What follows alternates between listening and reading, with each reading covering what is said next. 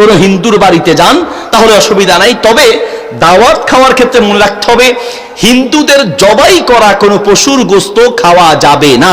কারণ ইসলাম বলে লা তাকুলু মিম্মা লাম ইউজকার ইসমুল্লাহি আলাইহি, যেই পশু জবাই করার সময় ওই পশু জবাই করার সময় আল্লাহর নাম নেওয়া হয় নাই সেই পশুর গোশত খাওয়া যাবে না। তো হিন্দুরা কি জবাই করার সময় আল্লাহর নাম নিবে?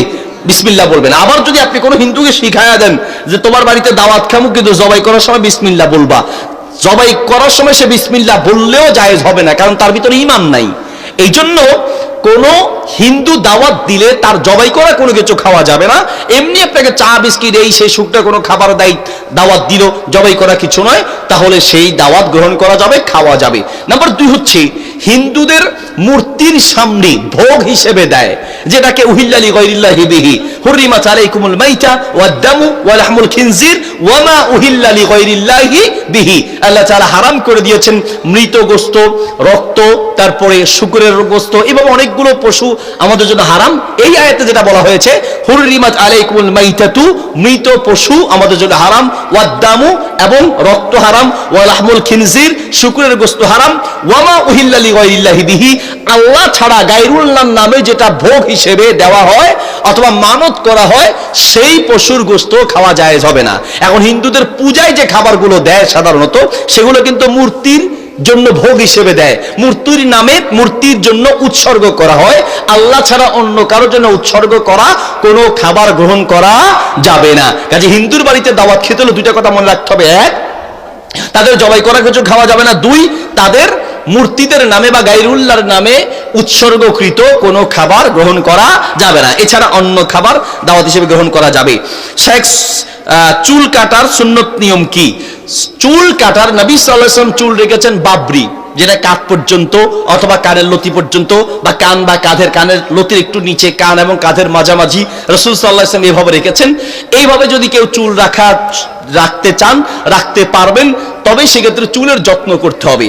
পাশাপাশি চুল আপনি এক সমান করে যদি কাটেন এটাও জায়েজ আছে। এক সমান করে কাটবেন, মাঝখান দিয়ে বেশি, ওই যে আমার ছেলে বলল মাঝখান দিয়ে চুল রাখে আর চারোপাশ দিয়ে গোল করে কামিয়ে ফেলে।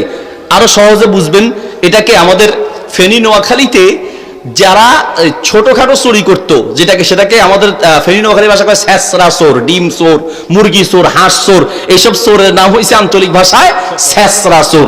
এই ছেঁচড়া চোরের বেশি মাইটার দেয় না, চুল কিছু রাখে আর কিছু কেটে দেয়। ওই ছেঁচড়া চোরের স্টাইল হয়েছে বর্তমান কিছু যুবকদের স্টাইল, ঠিক না? তো এই যে মাঝখানে চুল রাখলেন আর চারপাশে কামিয়ে ফেললেন, এই পদ্ধতিতে চুল রাখা হারাম, এইভাবে চুল কাটা হারাম।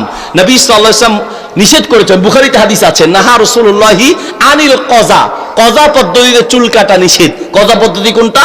মাঝখানে চুল বেশি থাকবে আর চারপাশ দিয়ে একদম ছোট্ট করে কামিয়ে ফেলবে, এই পদ্ধতিতে কাটা যাবে না।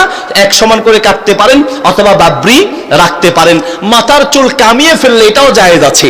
আলী রাদিয়াল্লাহু তাআলা আনহু কামাতেন, তবে এটাকে সুন্নত মনে করা যাবে না যে মাথার চুল কামিয়ে ফেলা এটা কি সুন্নত। রাসূল সাল্লাল্লাহু আলাইহি ওয়াসাল্লাম মাথার চুল কামিয়ে ফেলতেন এমন প্রমাণ পাওয়া যায় না। আলী রাদিয়াল্লাহু তাআলা আনহু কামাতেন, তবে তিনি সেই ক্ষেত্রে বলেছেন আদাউতু রাসি, আমি আমার মাথার সাথে শত্রুতা করলাম। কেন? উনি বলেন যে কুনতু রাজুলান মাজ্জান, ওনার খুব গোসল ফরজ হতো, এই জন্য গোসল করতে হতো বেশি। তো যদি চুল লম্বা থাকতো, গোড়ায় যদি পানি না পৌঁছায়, এই জন্য তিনি কামিয়ে ফেলতেন। কেউ মাথা কামাতে চাইলে কামাতে পারেন, এক সমান করে কাটতে পারেন, কিন্তু মাথার মাঝখানে চুল বেশি রেখে চারপাশে গোল করে কামিয়ে ফেলা ইসলাম এটাকে সমর্থন করে না। বাবরি চাইলে বাবরিও রাখতে পারেন।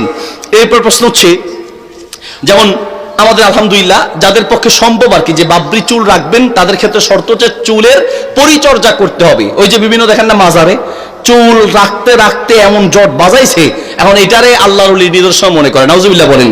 এইসব দরবেশগিরি চলবে না। চুল রাখলে চুলের কদর করবেন। নবী সাল্লাল্লাহু আলাইহি ওয়াসাল্লাম তেল দিতেন, আসরাতেন, চুল রাখলে লম্বা রাখতে পারেন। যেমন আমাদের বক্তাদের মধ্যে মাওলানা আব্দুল হাই মোহাম্মদ সাইফুল্লাহ আকরামাহুল্লাহ, দেখেন না মাশাআল্লাহ চুলগুলো অনেক সুন্দর, একদম লম্বা করে রাখে। এইরকম যদি আপনি রাখতে পারেন এবং পরিচর্যা করতে পারেন তাহলে লম্বা করে রাখতে পারেন, অসুবিধা নেই।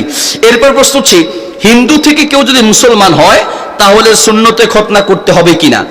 উত্তর হচ্ছে, খতনা করা এটা প্রত্যেক মুসলিমের জন্যই গুরুত্বপূর্ণ। নবী সাল্লাল্লাহু আলাইহি ওয়াসাল্লাম বলেছেন খামসুম মিনাল ফিতরা, পাঁচটা হচ্ছে ফিতরাতি সুন্নত, পাঁচটা ফিতরাতি সুন্নত, খুবই গুরুত্বপূর্ণ বিধান পাঁচটা। নাম্বার 1, তাকলিবুল আসফার, আঙ্গুলের নখ কেটে সমান করে রাখা। এই যে নখ একটা বড় একটা ছোট আছে না, স্টাইল করে রাখে, বড় নখ রেখে ওটাকে আবার মেহেদি দিয়ে সাজায়, লাল সবুজ রং করে, বিশেষ করে অনেক মেয়েরা করে। এটা করে মুসলমানের স্টাইল হতে পারে না, ইসলাম এটাকে সমর্থন করে না। নখ সমান করে কেটে রাখবেন। 2, কসরু শারিফ, মোষ কেটে ছোট করে রাখা হচ্ছে সুন্নাহ। অনেকে মোষের বাম্পার কাকে বলে, আমরা ইন্ডিয়াতে আগে মাহফিলে গেলে দেখতাম যে এক একটার মোষের বাম্পার, কসাই মার্কা মোষ, মোষের ঘুরাইয়া গালের উপরে নিয়ে একেবারে ব্যাটকায়া রাখে, এটারে মনে করে স্টাইল। হ্যাঁ, আপনার হচ্ছে কসাই মার্কা মোষ। মোষ বড় রাখা হাদিসে নিষেধ। নবী সাল্লাল্লাহু আলাইহি ওয়াসাল্লাম বলেছেন, মাল্লাম ইয়াকুস শারিবাহু ফালাইসা মিন্না, যে মোষ ছোট করলো না সে আমার উম্মত হতে পারলো না। এই জন্য মোষ ছোট করে রাখবেন। 2 নম্বর ফিতরাতি সুন্নত। 3 নম্বর ফিতরাতি সুন্নত হলো নাতফুল ইবিতি, বগলের নিচের পশম 40 দিনের আগেই কাটতে হবে। 40 দিনের আগে বগলের নিচের পশম কাটবেন। কিসের 40 দিন? কতদিন যে গেছে আল্লাহর গজব। 2 হাত যদি আকাশের দিকে উঠায় মনে হবে এখানে আফ্রিকার জঙ্গল হয়ে আছে, কত বাঘ আর ভাল্লুক যে আছে আল্লাহই ভালো জানে। সেজদায় গেলে পাশের জন খালি আল্লাহর কাছে পানা চায়, আল্লাহ বাঁচাও, আল্লাহ তোমার পাগল তুমি সামলাও, এমন দুর্গন্ধ, বাথরুমের চোখ খারাপ। এই জন্য বগলের নিচের পশম 40 দিন আগে কাটতে হবে। এখানে পশম থাকলে ময়লা জমে দুর্গন্ধ বের হবে। এই জন্য রাসূল সাল্লাল্লাহু আলাইহি ওয়াসাল্লাম বলেছেন 40 দিন আগে কাটতে হবে। 4 নম্বর ফিতরাতি, 1 নম্বর ফিতরাতি সুন্নত বললাম